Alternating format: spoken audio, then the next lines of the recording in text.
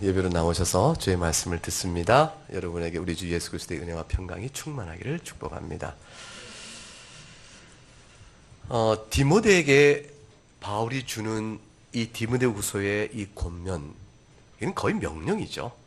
단순히 선택을 주고 있는 내용이 아니에요.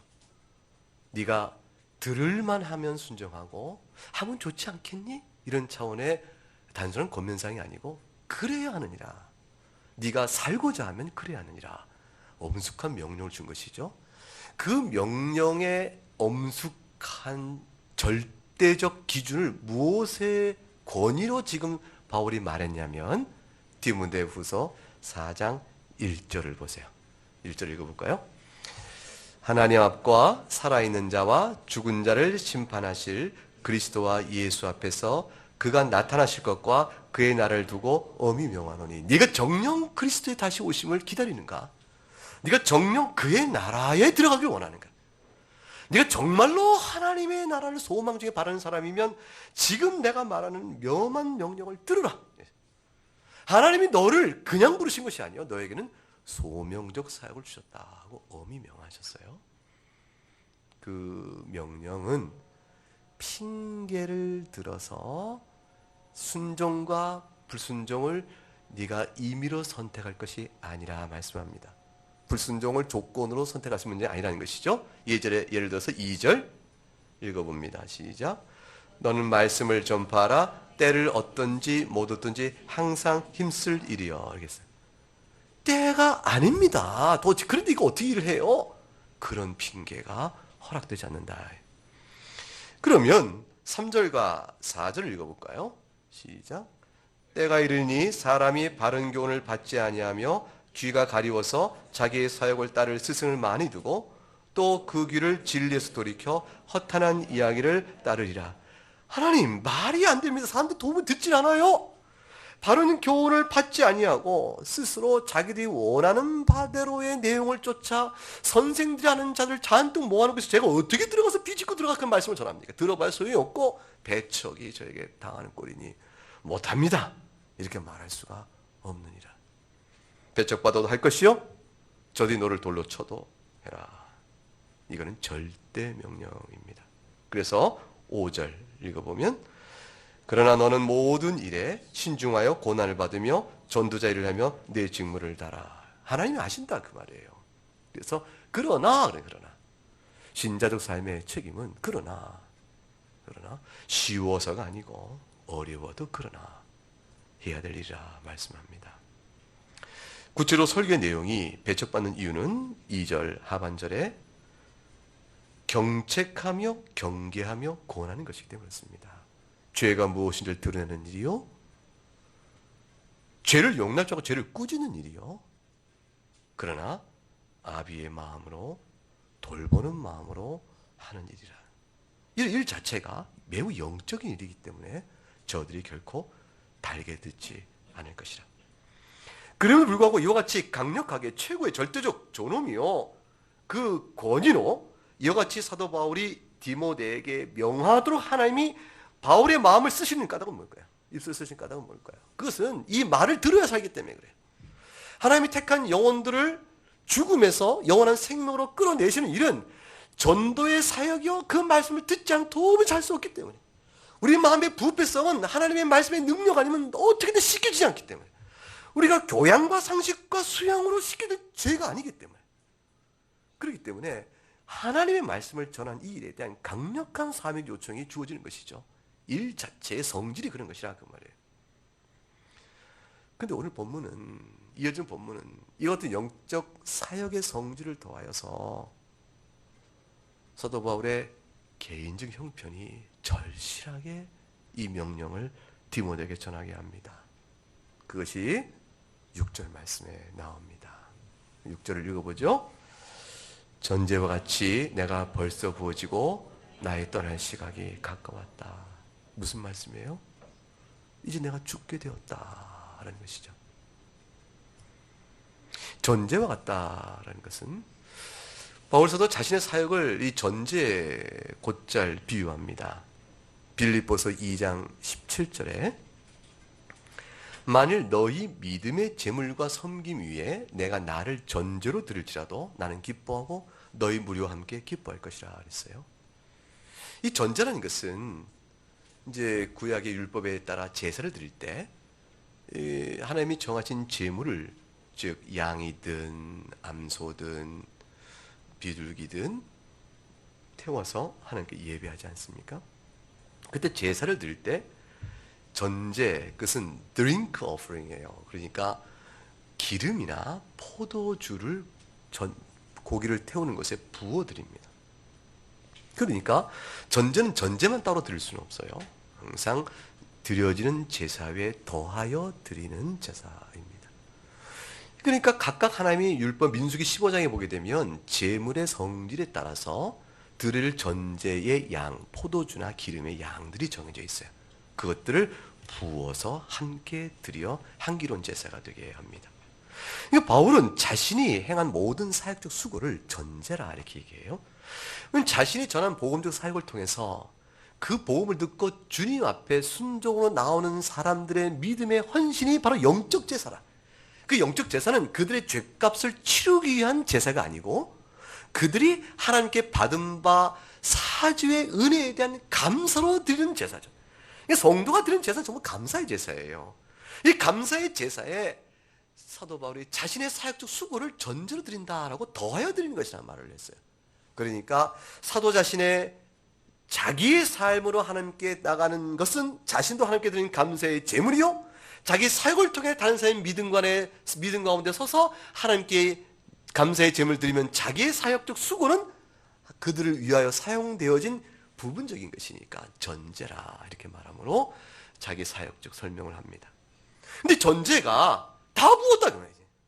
다 부었다. 이게 내가 여러분들을 위해서 해야 될 모든 나의 사역적 수고는 이제 끝이 났어. 끝이 났어. 여러분을 위해 내가 수고해야 될 모든 사역은 이제 하나님이 정하신 분량이 다 끝이 났어. 바울 사도가 이렇게 말하는 까닭은 순교적 때가 다가왔다고 직감하고 있는 겁니다. 바울 사도가 지금 어디 있냐면 감옥에 있어요. 로마의 감옥에 갇혀 있는 것이에요. 로마의 감옥에 갇혀 있어서 마지막 순교적 임박한 죽음을 내다보면서 그렇게 말을 합니다. 내 때가, 죽을 때가 다가왔으니 디모데야, 내가 너에게 말하는 말을 깊이 새겨라. 어떤 말을 주로 하겠어요? 믿음의 사람이 세상 떠날 날이 다 가까웠을 때 자기의 사역을 계승하거나 그 다음에 교회를 이어갈 다음 후대 사람들에게 어떤 말을 하겠어요? 게을러라, 편하게 해라, 나는 많이 수고했는데 그거 아닌 것 같다, 뭐 이런 말 하겠어요? 비장한 말을 하겠죠. 진실한 사람이라면. 사실은 모세도 여호수아에게 남길 때 모세의 마음이 어땠을까 한번 생각해보세요.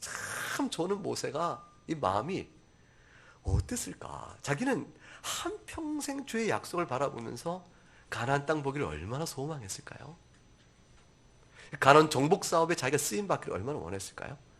자기는 입양 간 사람 아니에요. 애굽의 궁전에 입양 가서 자기 부모인 줄 알고 살았죠. 40년 세월 동안 살면서 뒤늦게 자기 정체성 깨닫고 하나님이 약속했다는 민족적 해방이 자기를 통해 이루어질 줄 알고 행했으나 그것이 자기의 오히려 생명의 위협이 됨을 알고 도망가 버려서 40년 살아야 되는 광야의 목동 생활, 그 모든 생활 속에 인생을 접어버린 사람이죠.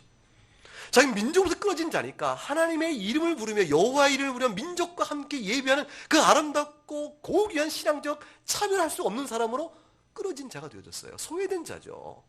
교회에서 쫓겨난 것 같아요. 사실은 이 구약 백성에서 이스라엘 땅, 민족을 떠난다는 것은 얼마나 비참하냐면 오늘날 신약 교회 교인이 교회에서 떠나는 것 같아요. 이게 북한에 있는 성도들이 교회로 모여 함께 예배할 수 없는 영적 고통과 그 아픔을 생각해 본 것 같아요. 단절이에요. 홀로 주 앞에 서서 예배를 하지만 개인적 경건과 예배는 뚜렷한 한계가 있어요. 모세가 그렇게 긴 세월 보내고 하나님 부르시는 거예요. 부르셨으니 얼마나 기가 막혀요. 그 부르심 받아서 비로소 출애굽의 놀라운 사역을 하고 이르러 광야를 쭉 가는 동안에 모세가 그만 한 번의 성정에 하나님의 거룩성을 해친 실수로 말미암아 가나안 땅에 못 들어가게 되어지죠. 모세의 마음이 어떻겠어요? 여호수아를 불러 자신의 모든 사역을 그에게 물려줍니다. 다윗의 솔로몬에게 하는 말과 모세가 여호수아에게 하는 말과 다 동일하게 한 가지 원리로 쭉 줄기 잡아집니다. 그것은 뭐냐면 강하고 담대하라요. 네 힘으로 하는 것이 아니요 하나님이 돌보신다. 그러니 너는 돌보시는 하나님의 능력을 의지하며 절대적으로 하나님의 말씀을 순종해라. 그거 외에 다른 말을 하지 않아요. 모세는 여호수아에게 말하기를 하나님께서 네 앞에 가실 것이다. 너와 함께 하실 것이다. 너를 떠나지 않을 것이다. 그러니 두려워하지 말고 놀라지 말고 강하고 담대하라. 오직 그의 말씀에 순종하라. 다윗이 말합니다. 한평생 살아온 동안에 다윗의 인생을 회고해보면 사울의 내어 쫓김을 당하고 그 얼마나 위태로운 순간을 다 지내요. 그리고 마침내 이스라엘 왕이 되었으나 자신이 겪었던 수많은 고초와 고난을 생각해보면 이 솔로몬에게 왕자를 물려주는 것이 이스라엘 왕이 된다는 것이 얼마나 피곤한 일이요 위험한 일인 걸 알죠. 다윗은 자기가 시험에 무너져버렸던 죄의 위험도 알아요. 왕이라는 직책이 갖고 있는 책임의 중대함과 많은 물질과 권력과 쾌락의 기회들은 얼마나 자기를 타락시킬 수 있는 걸 잘 알죠. 솔로몬은 완전히 무너진 사람이에요. 우리가 많이 아는 대로 영적으로 타락하고 육적으로 타락한 그 솔로몬이 되고 말아요. 다윗은 자기 아들에게 왕권을 물려주며 왕 노릇 잘해봐라. 편안할 거야. 좋을 거야. 네 멋대로 인생 살아봐라. 이렇게 되어지는 이 왕 노릇이 아닌 줄 알죠. 너무나 큰 거야. 책임이 너무 큰 거야. 이 큰 책임은 영적 위기가 얼마나 큰지 말할 수가 없는 것이에요. 다윗이 체험에 알죠. 그리한 것은 너는 오직 하나님의 명령만을 지켜 그 길로 행하라. 그거 외에 네가 살 길이 없다. 모세의 율법에 기록된 대로 지키라. 그러면 하나님께서 이스라엘을 도울 거야. 네가 이스라엘 왕직을 제대로 행하는 일이 있게 될 거다. 그러면 네가 형통하게 된다. 바울도 디모데에게 똑같은 말을 하는 것이에요. 내가 하나님과 산 자와 죽은 자를 심판하실 그리스도 예수 앞에서 내게 엄히 명하니 말씀을 좀 봐라. 그거 외에는 다른 이야기를 따르지 말라. 똑같이 권면합니다. 30년의 자기의 사역적 기초를 놓고 권면한 바울은 이제 내가 이어온 짐을 짊어질 터인데 근데 그것은 보람없고 고통일 뿐이요 미래에 소망 없는 일이 아니다. 이제 바울은 이제 자신의 인생을 회고하면서 현재적 다가온 죽음 앞에서 디모데에게 자신이 어떻게 해왔는가에 대한 사역적 30년에 가까운 세월들을 그대로 요약해 들려주고 그리고 동시에 자신이 이제 너에게 이거를 물려주면서 나에게는 열려져 있는 미래의 소망을 향해 나간다라는 자신의 앞날을 얘기해 줍니다. 그러니까 지금 이 짧은 권면 속에는 현재 순교적 죽음을 앞두고 있는 바울에게 있어서 그가 살아온 과거 인생 여정에 대한 요약이요 간추림과 동시에 앞으로 자신이 누리게 될 받게 될 미래의 소망을 디모데에게 확신시켜주는 걸로 이어져 갑니다. 7절을 보죠. 7절 읽어봅니다. 나는 선한 싸움을 싸우고 나의 달려갈 길을 마치고 믿음을 지켰노라. 이게 바울이 디모데에게 요약해주는 자신이 살아온 사역적 전 인생 여정에 대한 간추림입니다. 자, 첫째 뭘 했다고 되어 있어요? 선한 싸움. 둘째는 달려갈 길을 끝까지 완주했다. 셋째는 뭐예요? 믿음을 지켰다. 선한 싸움이라는 것은 무엇을 뜻해요? 첫째, 선하다. 무엇이 선해요? 싸움이 선하다? 그것은 싸움 자체의 목적성이 하나님의 뜻에 합당한 선한 일이었다는 것이에요. 내가 무엇을 위해 싸웠는가? 하나님이 내게 주신 바 된 선한 교훈을 지키기 위해서 싸웠다. 그러니까 싸움 자체가 선한 것이 되어집니다.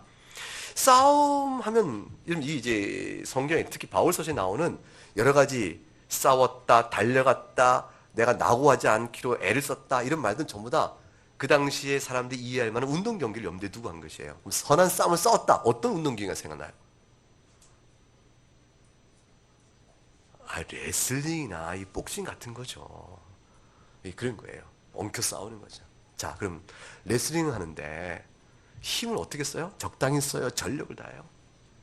지금 이 말 속에 선한 싸움을 싸웠다는 말 속에 담겨 있는 것은 싸움의 목적과 내용이 하나님의 교훈에 합당한 것이었으며 동시에 그 싸움을 잘 싸웠다는 거예요.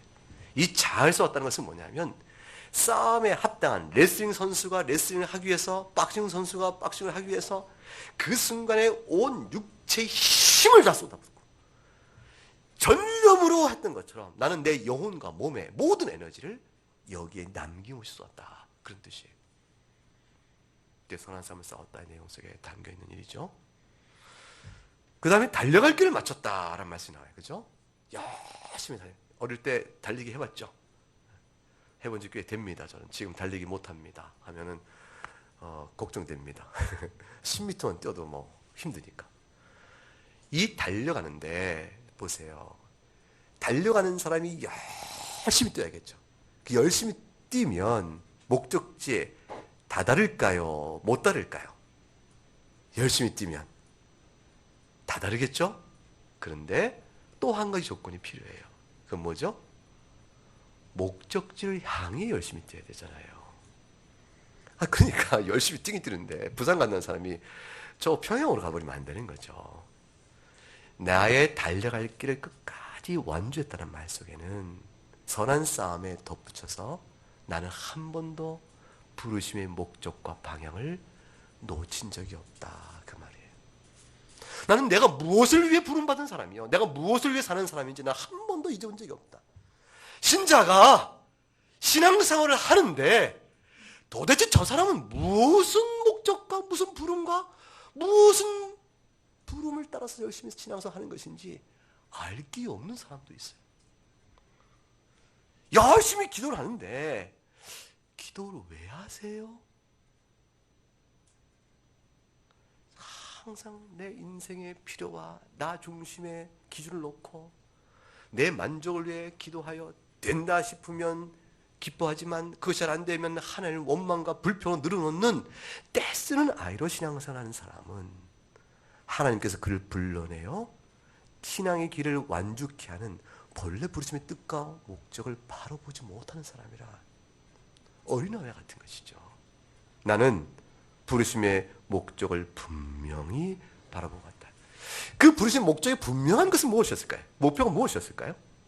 그것이 그 다음에 나오는 어떤 내용일까요? 믿음을 지켜노라 내용과 맞물려요. 믿음을 지켰다는 말은 첫째, 믿음의 내용성이 있죠. 내용은 뭘까요? 예수 그리스도의 복음의 진리입니다. 예수 그리스도의 복음에 어긋나는 것, 그것은 천사가 전에도 저주했을지어다 이렇게 말할 만큼 강력한 오직 예수 그리스도의 보혈로 인한 죄사함의 은혜를 선포했던 바울이니 내가 이 믿음을 지켜노라는 말씀 속에 담겨있는 포배로운 복음적 지식이 있어요. 근데 이 복음적 지식의 내용뿐 아니라 그걸 가지고 내가 선한 싸움을 싸울 때 나를 지탱했던 한 가지 믿음의 성질이 있어. 내가 힘껏 경주를 달려갈 때 나를 지켜왔던 한 가지 믿음의 원리가 있어요. 그건 뭘까요? 살아계신 하나님 나를 지켜볼 것이다. 살아계신 하나님의 말씀대로 지켜갈 때 그 말씀대로 지켜갈 때 나에게 그 말씀을 주시고 교훈하신 하나님은 약속을 지키실 것이라. 하나님이 나를 사랑하셨으니 죄인 중에 괴수인 나를 불러서 주의 몸된 교회의 사역자로 삼으셨으니 이 은혜를 내가 어찌할꼬. 내가 주 앞에 서서 이 믿음을 지켜갈 때 믿음을 지켜 힘을 주신 주께서 마지막 날에 나에게 반드시 유면치 아니하시고 나를 붙으실 것이라. 그 하나님을 믿고 의지하면서 나 또한 주 앞에 내 믿음의 성실함을 주의 은혜 가운데 내어놓았다. 그 믿음을 지켰대요. 나를 평생 동안 사랑하신 하나님을 내가 어찌 배반할 것이뇨. 그거죠. 나는 주를 외면한 적이 많았으나 그토록 오랜 인생기한테 참아주신 하나님을 내가 어찌 배반할 것이냐. 주께서 나가 죄인 중에 괴수인 나를 불쌍히 여기셔서 그리스도의 복음에 이방인을 한 사자로 나를 세우셨으니 이 은혜가 얼마나 큰지 내가 어찌 주를 떠나겠는고. 내가 주를 향한 믿음의 관계의 신뢰를 한 번도 놓치지 않고 살았다. 믿음을 내가 지켰노라. 요셉이 보디발의 아내의 유혹 속에서도 강하게 뿌리치고 옷을 벗긴 채 나가더라도 하나님이 살아계시고 나를 한 번도 버린 적 없는 하나님이시오. 나를 외면치 않은 하나님이시오. 그 하나님 앞에 내가 어찌 범죄하겠는가, 득죄하겠는가 라고 죄를 끊어버렸던 요셉의 믿음의 순결성, 믿음을 지킨 것이죠. 다윗이 사울을 죽일 짓었으나 하나님이 세우신 질서 안에 기름 부은 자인 줄 알고 하나님의 통치, 그 섭리 앞에 그를 맡기고 자신의 운명을 맡기고 미래를 맡기고 삼가 그의 목을 치지 않았던 다윗의 순종은 믿음을 지켜가는 자신의 아주 진실한 태도였죠. 내가 그렇게 살아왔다 얘기하는 것이에요. 바울은 타협하지 않았다. 주님만을 바라왔다. 디모데야, 그렇게 하라. 이게 내가 살아온 인생의 나의 사역의 간추림이다. 이런 간추림은 성도도 한 인생 살면 똑같은 원리에 따라 내용이 주어지는 것이에요. 교회론적 차원에서의 어떤 직무를 받았던 직원인에 대해서 목사에게 주고 선교사에 주고 그렇게 되는 것이 아니라 모든 성도가 어떤 형태든지 똑같은 원리에 따라 나도 선한 싸움을 싸웠다. 이 싸움이 어찌 성도에게 없는 싸움이겠으며 나도 한 인생 달려갈 길을 완주했다. 예수 그리스도의 표대를 향해 살아가는 믿음의 성도의 삶이 어찌 예외가 있을 수 있겠으며 믿음을 지켜놓으라 말씀 속에 나는 상관이 없다 할 성도가 누가 있겠어요? 여러분은 지금까지 살아온 인생의 내용을 어떻게 간추리겠어요? 자, 지금 빨리 요약하세요. 어떻게 간추리겠어요? 지금까지 예수님 잘 믿으려고 복음의 진리 말씀을 잘 배우기를 소망하며 말씀을 깨달고 배울 때 기뻐하고 말씀이 희미할 때 슬퍼하고 기록했던 믿음의 중심이 있었는가? 난 도대체 무엇을 바르고 예수를 믿고 하나님의 자녀로 살아간다 나의 신앙을 설명했는가? 이것도 생각해보면 뻔히 드러나는 일일 것이에요. 내가 선택을 할 때 나의 선택은 도대체 무슨 목적으로 한 것인가? 선택의 영적 선한 싸움의 내용에 비춰 생각하는 것이고 달려갈 길의 목적을 바라보고 방향을 바라보고 선택을 해보는 것이고 무엇 때문에 기뻐하며 무엇 때문에 슬퍼했는가를 돌아보는 것이죠. 결국은 선한 싸움과 달려갈 길의 완주와 믿음을 지켰던 건 전부 하나님 중심적 세계관이요. 하나님의 주권 앞에 엎드린 것이요. 하나님의 지혜와 통치 앞에 모두 의탁하고 살아가는 믿음의 길이에요. 그거 외에 다른 선택을 하는 것이 아닙니다. 편한 것보다는 옳은 걸 선택한 것이고 쉬운 것보다는 그것이 주께서 칭찬할 만한 것인가를 선택한 길이었다. 그것이 믿음을 지켰다라고 할 만한 내용이겠죠. 바울에게는 그것이 자신이 주어진 직무를 다하는 것이었다. 이렇게 되죠. 우리들도 각각 그런 부름이 있겠다 생각합니다.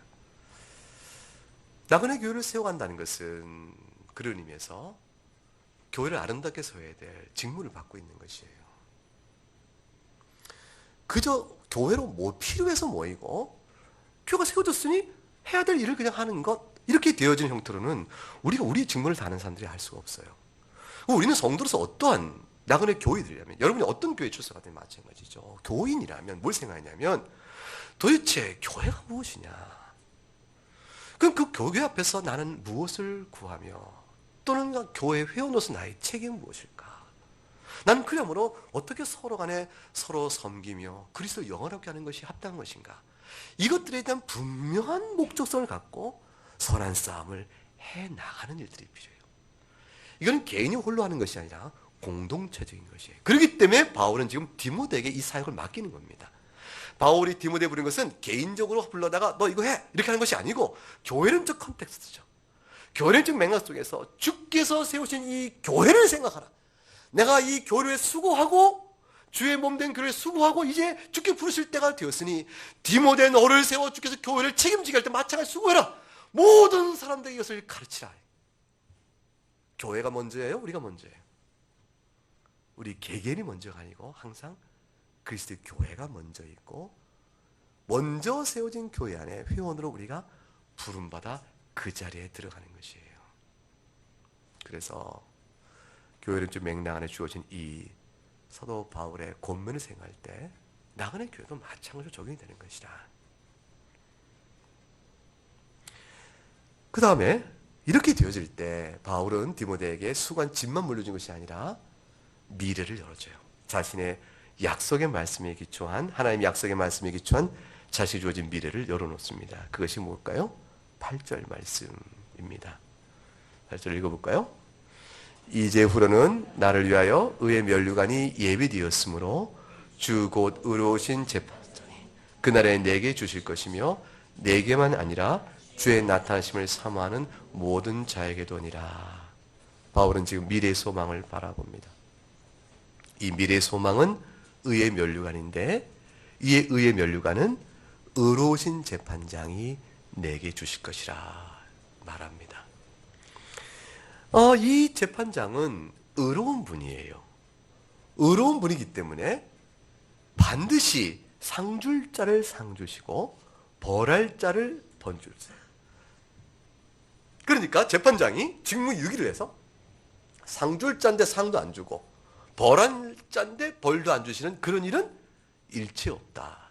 이걸 얘기하고요. 두 번째는 상줄 자에게 벌을 주고 벌 줄 자에게 상을 주시는 이런 엉뚱한 일을 하시는 일이 절대 없다. 그것이고 그 다음에 반드시 하신다. 그 말. 그러니 우리가 의로운 재판장 앞에 설 것이라는 생각을 엄숙히 믿고 기대한다면 오늘 나는 주님 앞에 서게 됐을 때 어떤 판단을 받을 것을 기억하며 서라. 그것이에요. 이 의로운 재판장이 받는 일이 성도는 다 의의 면류관을 받는다. 이렇게 되어 있어요. 이 의의 면류관은 그 도대체 무엇을 가리키는 것일까요? 자, 그것은 의로운 재판장이 누군가와 맞물려 있어요. 먼저 열어보죠. 의로운 재판장이 누군가? 데살로니가 후서 1장을 열어보세요.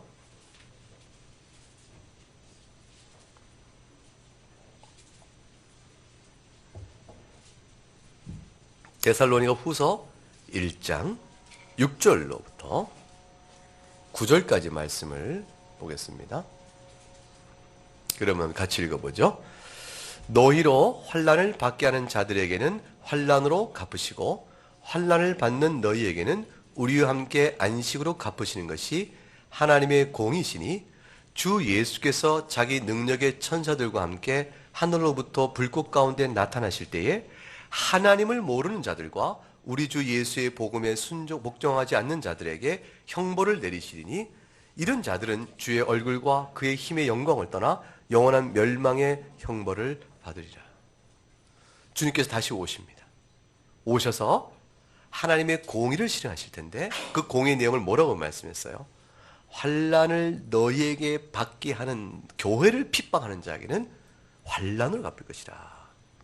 형벌을 내리실 것이고 너희가 비록 세상 가운데서 환난을 받는다 할지라도 너희에게는 안식을 주실 것이라. 영원한 생명의 평강을 주실 것이라 말씀하신 거죠. 그것이 공의라 했어요. 이 공의가 바로 의로운 재판장이 행사하실 공의예요. 공의의 영광을 드러내실 것이에요.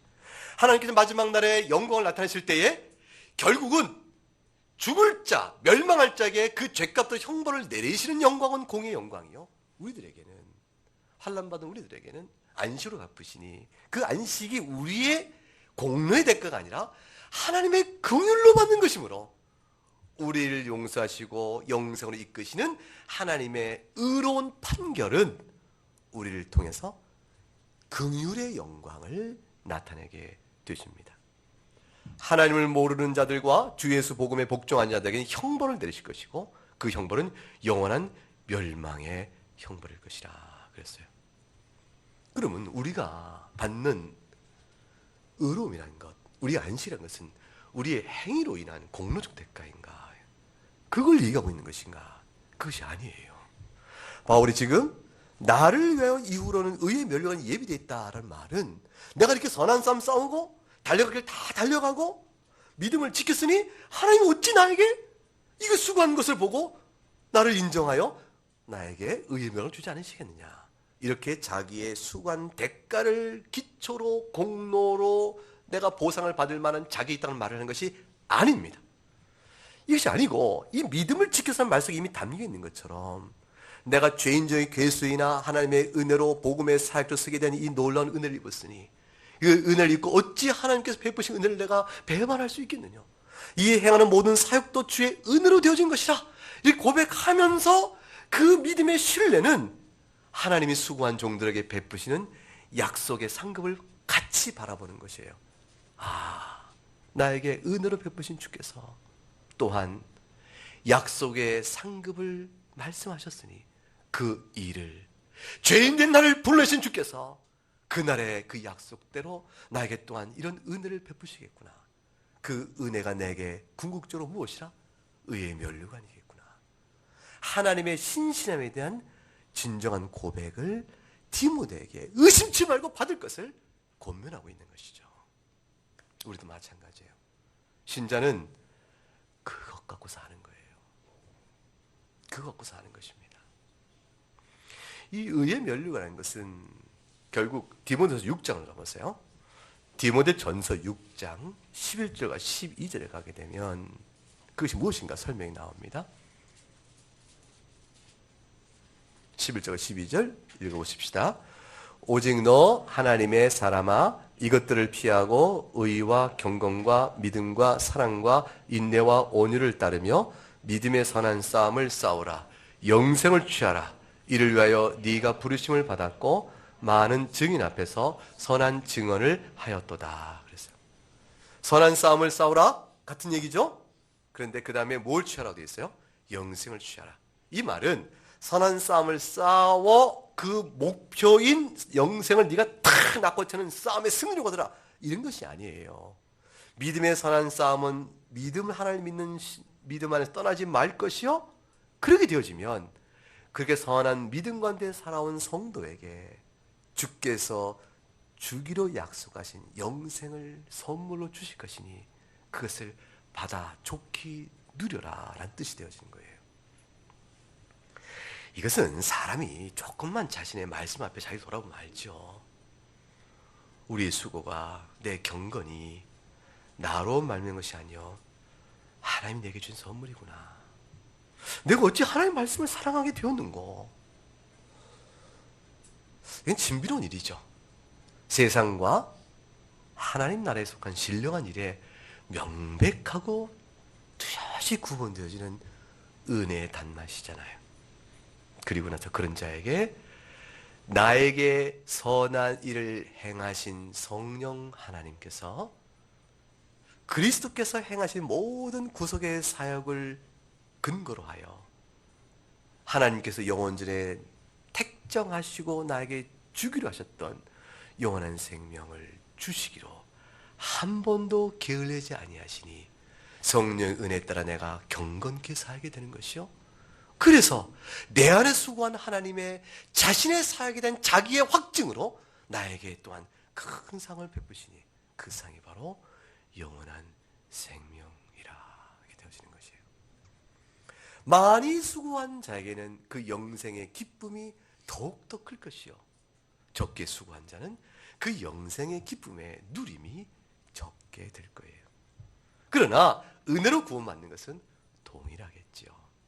하나님을 사랑한 자에게 베푸시는 하나님의 상급적인 부여하고 상급적으로 주시는 상의 내용은 얼마나 하나님을 사모하고 그리스도를 알게 힘쓰며 그와 함께 이기를 간절히 바라는가에 대한 영적인 희구와 맞물려 갑니다. 그래서 야고보서 1장 9절과 12절에 정말로 우리가 달려갈 길 달려갈 때 바랄 목표가 무엇이고 싸워야 될 싸움의 내용이 무엇인가, 취할 것이 무엇인가에 대한 선명한 교훈을 줬어요. 야고보서 1장 9절부터 12절 말씀이에요.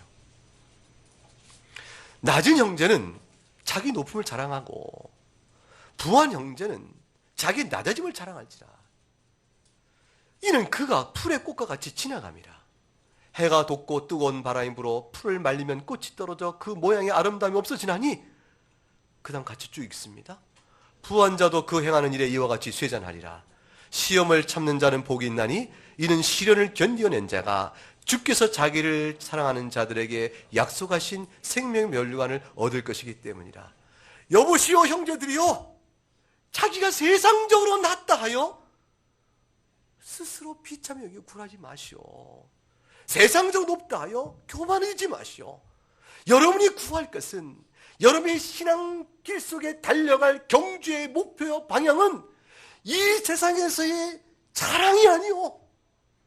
이 세상의 높음과 이 세상의 낮아짐과 이 세상의 부와 이 세상의 없음 때문에 괴로워하며 살 인생, 그것 때문에 살아가는 인생의 신앙의 목표가 있는 것이 아니오.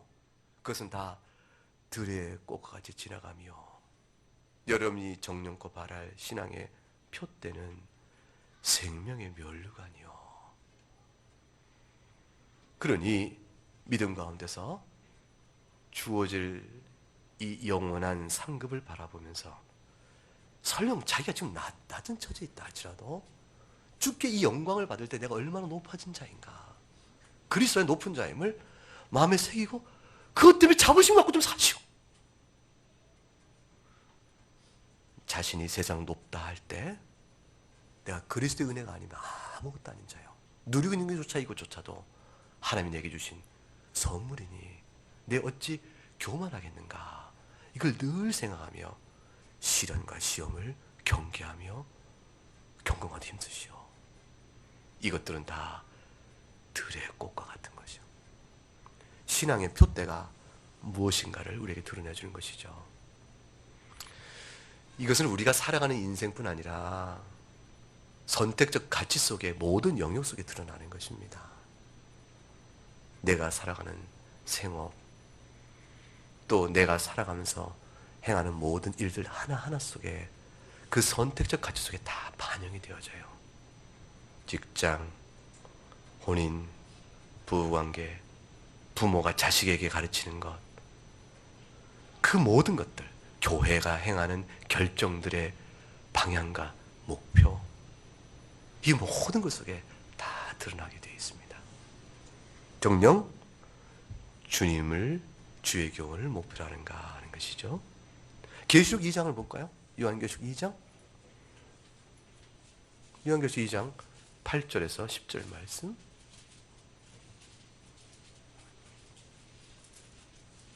이제 교회가 어찌 될 것을 고민하시는가. 계시록 2장 8절 10절 말씀 같이 읽어봅니다. 시작. 서머나 교회의 사자에게 편지하라. 처음이며 마지막이요 죽었다가 살아나신 이가 이르시되 내가 네 환난과 궁핍을 알거니와 실상은 네가 부유한 자니라. 자칭 유대인이라 하는 자들의 비방도 알거니와 실상은 유대인이 아니요 사탄의 회당이라. 너는 장차 받을 고난을 두려워하지 말라. 볼저다 마귀가 장차 너희 가운데서 몇 사람을 옥에 던져 시험을 받게 하리니 너희가 10일 동안 환난을 받으리라. 네가 죽도록 충성하라. 그리하면 내가 생명의 관을 내게 주리라. 서머나 교회는 환난과 궁핍하지만 실상은 부유한 자라 했습니다. 하나님께 칭찬받은 교회죠. 왜냐하면 외형적으로는 어려운 교회였습니다. 그러나 하나님 보실 때는 부유한 교회였습니다. 그리고 그 까닭을 충성이 있다 얘기하세요. 그리고 그 충성을 죽도록 끝까지 달려갈 길 마칠 때까지 견지해라. 생명의 관을 내게 줄 것이라. 이것은 썩지 않는 관입니다. 자, 이것을 디모데가 받고 바울이 받고 우리는 관람자가 될까요? 우리 또한 이것을 받는 자가 되겠죠. 왜냐하면 오늘 본문에 4장 8절에 맨 마지막에 뭐라고 되어 있어요? 그날에 내게 주실 것이며, 그 다음 읽어보면 내게만 아니라 주의 나타나심을 사모하는 모든 자에게니라. 여러분, 주의 나타나심을 사모하는 자입니까? 뭘로 증거할 거예요? 당신 주인 나타나심을 사모해? 자, 뭐라고 말하겠어요? 내가 맨날 기도하는데 나타나심이 증거가 되겠죠? 주의 나타나심을 사모하는 사람에 대한 결정적인 증거의 영적 자태는 요한 1서 3장에 기록되어 있어요. 요한 1서 3장을 볼까요? 요한일서 3장 1절에서 3절까지 말씀을 읽어봅니다. 요한일서 시작. 보라, 아버지께서 어떠한 사랑을 우리에게 베푸사 하나님의 자녀라 일컬음을 받게 하셨는가. 우리가 그러하도다. 그러므로 세상이 우리를 알지 못함은 그를 알지 못함이라. 사랑하는 자들아, 우리가 지금은 하나님의 자녀라. 장래에 어떻게 될지는 아직 나타나지 아니하였으나 그가 나타나시면 우리가 그와 같을 줄 아는 것은 그의 참모습 그대로 볼 것이기 때문이니 주를 향하여 이 소망을 가진 자마다 그의 깨끗하심과 같이 자기를 깨끗하게 하느니라. 결국 주님을 소망 중에 바라고 의의 면류관, 생명의 면류관을 간절히 바라는 하나님의 성도는 성령의 내면적 역사의 아름다움 때문에 영적 자태를 주께서 깨끗하신 것처럼 깨끗하게 하기를 날마다 기도 가운데 바랍니다. 그렇게 되면 요한일서 2장을 가보세요. 요한일서 2장 28절을 가게 되면 자녀들아 이제 그의 안에 거하라. 이는 주께서 나타내신 바가 되면 그가 강림하실 때에 우리로 담대함을 얻어 그 앞에서 어떻게 해요? 부끄럽지 않게 하려 함이라. 그리스도 안에 있는 자에게 주시는 은혜입니다. 사랑하는 여러분, 결국 사도 바울은 직무적 부르심에 따라서 디모데에게 이 얘기를 말하면서 끝까지 경주하라 했어요. 그리고 내일에 면류가 있을 것이라 했습니다. 이것은 특수한 명령 같아요. 그러나 이 명령은 모든 신자에게 주는 일반적 적용이 있는 것입니다. 신자로서 내가 하나님의 영광을 위하여 하나님의 주권적 통치 앞에서 세상이 높다는 것을 구하는 자가 아니요 주께 칭찬받는 걸 생각하면서 세상엔 낮다 할지라도 존귀함을 가지고 살아가는 아름다운 사람으로 한평생 내 걸음을 걸어가느냐, 그것에 달려있다. 그래서 죄 가운데서 깨끗이 하고 그 가운데 사역적 부르심을 교회론 쪽으로 각기 맡은 책무를 다해감으로 성도가 하나가 되어져서 몸된 교회를 통하여 주님을 영원하게 하는데 우리의 부르심의 목적이 있다 할 수 있는 것이죠. 그러면 하나님이 주시는 생명의 면류관을 좋게 누리게 될 것이라 말씀합니다. 사랑하는 여러분, 세상 것은요 다 사라져요. 아이들에게 광개토 대왕의 비를 보여줬습니다. 광개토 대왕이 살아있는 동안에는 얼마나 똥똥거렸겠어요. 징기스칸은 역사 속 가장 위대한 정복자예요. 그보다 큰 정복자는 알렉산더 징기스칸에 못 비합니다. 그런데 뭐가 남았을까요? 역사의 기록 속에 그가 한 일에 대한 사실은 남았겠지만 하나님 앞에 인정받을 일은 뭐가 남았을까요? 안 남습니다. 세상과 더불어, 아니 그 개인의 인생이 끝나면서 같이 사라져버립니다. 그런데 정말로 잠깐 있다 살아가는 인생인데 우리가 행하는 일 가운데 절대로 사라지지 않는 영원한 것이 있어요. 그게 뭐냐면 영원하신 하나님께서 말씀하신 교훈에 순종하는 일은 영원히 기억되어져요.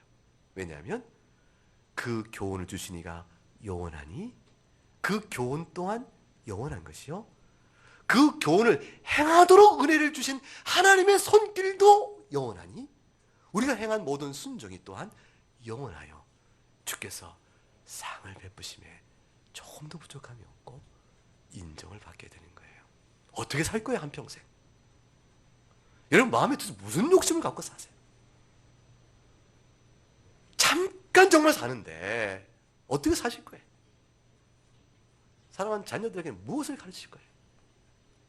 오래 참는 하나님의 사랑을 가르치시고 인자와 자비와 긍휼을 품으시는 그리스도의 무한한 용서를 가르치시고 그래서 언제라도 돌이키신 하나님 앞에서 감사함으로 살아갈 수 있는 신앙을 전하고 우리가 그렇게 살고 이 교회에 속한 어린 영혼들에게 전해주고 그래서 주님 허락하실 때까지 속한 교회에서 신앙생활을 잘 감당하는 것이 우리의 몫이라 볼 수 있겠죠? 그것은 다 하나님이 영원토록 인정하시는 영원한 가치를 지닌 신앙적 수고가 될 것입니다. 이 말씀으로 여러분에게 큰 은혜의 적용이 있기를 주의 이름으로 축복합니다.